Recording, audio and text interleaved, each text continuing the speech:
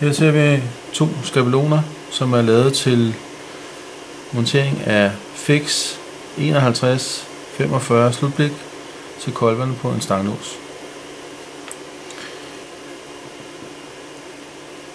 Som I kan se er skrueplaceringen den samme som på selve slutblikket.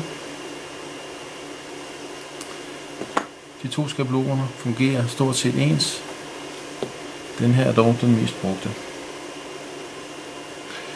Når den er skruet på karmen med 3 skruer, så har man sit 22 mm Forstnerbord, laver rundingerne til slutblikket, det der svarer til rundingen her og her,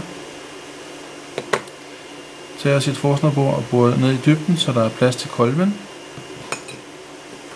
Derefter tager man sin Stanley-kniv og ridser på de to sider.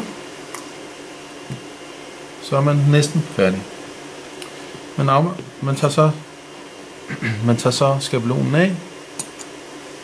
Som I kan se her, så er der kun en lille smule, man lige skal fjerne med et stemmejern af det træ, der er tilbage.